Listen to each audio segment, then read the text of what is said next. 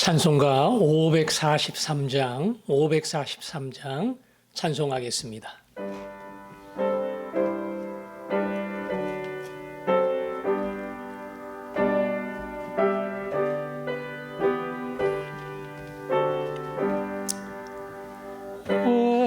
어려운 일 당할 때 나의 믿음 적으나 의지하는 내 주를 더욱 의지합니다.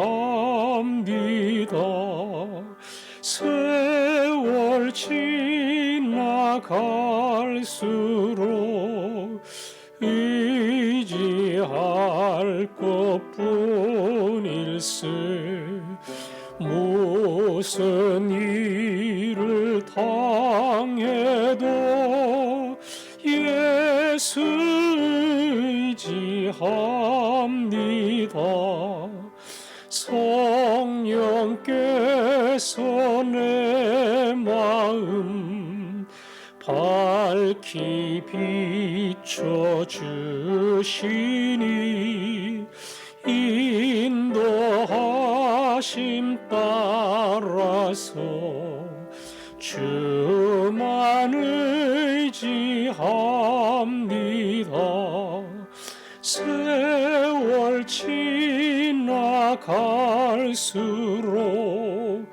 의지할 것뿐일세. 무슨 일을 당해도 예수 의지합니다. 밝을 때의 노래와 어두울 때의 기도로 위태할 때 도움을 주께 간구합니다. 세월 지나갈수록 의지할 것뿐일세. 무슨 일을 당해도 예수 의지합니다. 생명이 있을 동안에 예수 의지합니다. 천국 올라가도록 의지할 것뿐일세. 세월 지나갈수록 의지할 것뿐일세.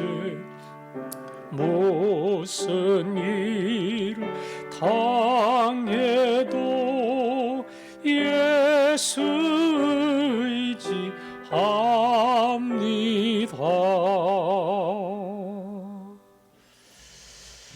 아멘. 확진자 수가 줄지 않고 있습니다. 방역 수칙을 조금 더 강화할지 모른다는 말이 있는데요. 아시는 것처럼 함부로 격상하기가 어려운 그러한 고민 가운데 있습니다. 먹고 살기 힘든 사람들이 많아서 답답하고 만나지 못하고 놀러 가지 못하는 사람들이 있지만, 그러나 그 일 때문에 경제적 피해를 보고 힘들어하는 사람들의 고민과 피해는 클 수밖에 없습니다. 우리 교회 안에도 그러신 분들이 있어요. 반토막 나거나 수입이 많이 줄어서 힘들어하시는 분들이 있습니다. 우리 이민족의 고통받는 분들을 위해 특별히 이 코로나의 장기적 상황 속에서 하루하루가 견디기 어려운 우리 사랑하는 교회의 지체들을 위해 잘 이겨낼 수 있도록 인내의 시간에 하나님의 은혜를 체험할 수 있도록 힘들어하는 그들을 위해서 기도하겠습니다. 아버지 하나님, 하나님께서 코로나로 인하여 경제적 손실과 고통 속에 힘들어하는 많은 사람들, 그들을 찾아가 주시기를 원합니다. 수입이 줄면 당장 생활의 영향을 받을 수밖에 없고 심지어 빚이 늘 수밖에 없습니다. 그 고민이 얼마나 크겠어요. 하나님, 방법이 없고 대책이 없습니다. 정부가 재난지원금을 지원하고 있다 할지라도 하나님, 코로나 사태가 멈추지 않으면 방법이 없습니다. 우리 아버지 하나님 도와주시고 속한 시일 안에 코로나 사태가 잠들게 하시고 다시 정상적인 생활로 돌아갈 수 있게 하여 주옵소서. 아버지 도와주시고 인내를 배우며 믿음을 배우며 더 예수 닮아지는 시간으로 바뀔 수 있게 하여 주옵소서. 아멘. 아멘.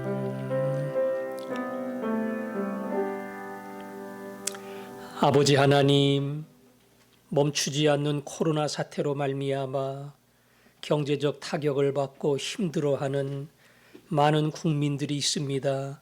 그들을 찾아가 주시고 낙심하고 때로는 그것 때문에 빚을 질 수밖에 없는 그 고통을 헤아려 주시고 하루라도 빨리 이 코로나 사태가 잠들게 하여 주옵소서. 교회 안에 힘들어하는 지체들에게 특별한 은혜를 주시고 서로 기도하며 아끼며 도우며 격려할 때에 이 모든 고통의 시간이 인내와 믿음의 기회가 되게 해 주옵소서. 예수님 이름으로 기도합니다. 아멘. 디모데후서 1장 12절부터 14절까지 읽겠습니다. 디모데후서 1장 12절부터 14절까지 함께 읽습니다. 시작. 이로 말미암아 내가 또 이 고난을 받되 부끄러워하지 아니함은 내가 믿는 자를 내가 알고 또한 내가 의탁한 것을 그날까지 그가 능히 지키실 줄을 확신함이라. 너는 그리스도 예수 안에 있는 믿음과 사랑으로서 내게 들은 바 바른 말을 본받아 지키고 우리 안에 거하시는 성령으로 말미암아 내게 부탁한 아름다운 것을 지키라. 아멘. 12절에 이로 말미암아 내가 또 이 고난을 받되 부끄러워하지 아니한다. 말씀드린 것처럼 디모데후서는 디모데 말년에 로마의 2차 투옥이 되어 순교를 앞두고 있을 때에 이제는 두 번 다시 자유의 시간이 아닌 인생의 마지막이 다가왔음을 직감하고 있을 때에 유언처럼 쓴 편지가 디모데 후서입니다. 바울은 복음을 증거하기 위해 수많은 시련의 길, 고난의 길, 그리고 고통의 길을 지나왔습니다. 마지막 로마의 투옥이 되었고 잠시 자유의 몸으로 복음을 증거하다가 두 번째 다시 투옥이 되어 순교를 기다리는 그러한 자리에 있습니다.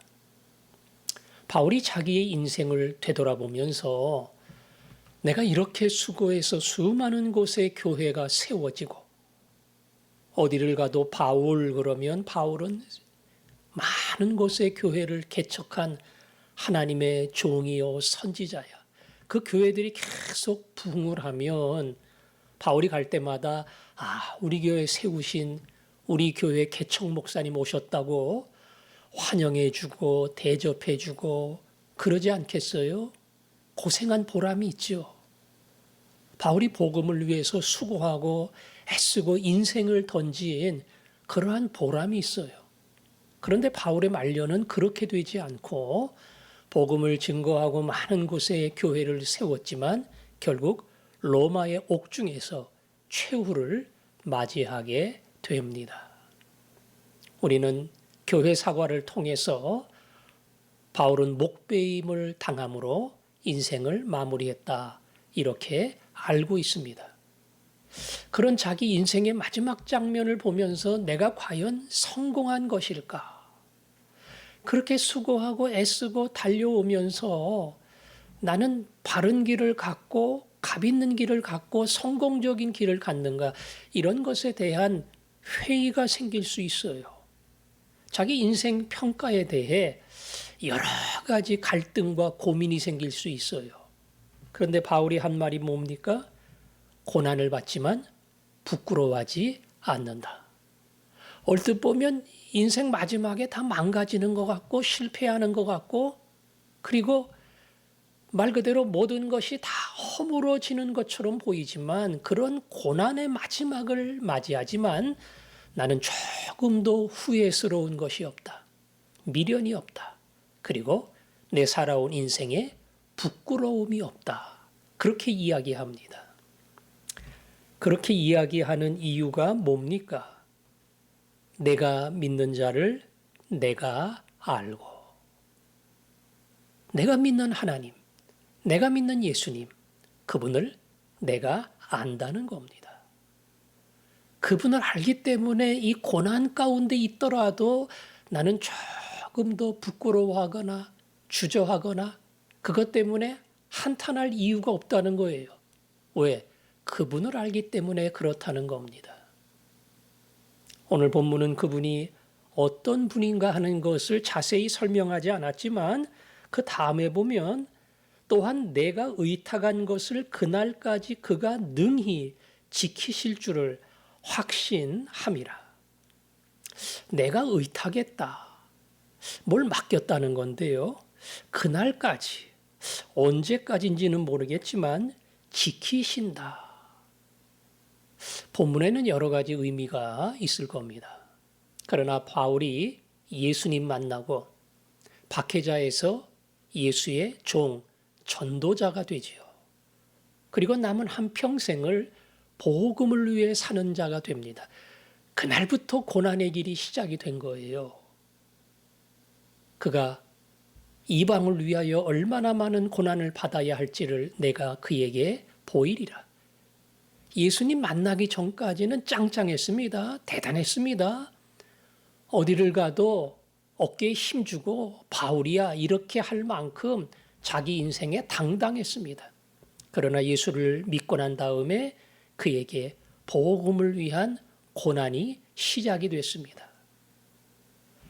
주께서 그에게 맡기신 거예요. 그러나 거꾸로 보면 그가 주님이 주신 은혜가 너무 크다는 것을 알기 때문에 자기의 일생 전부를 주님께 맡긴 겁니다. 맡기면 뭐해요?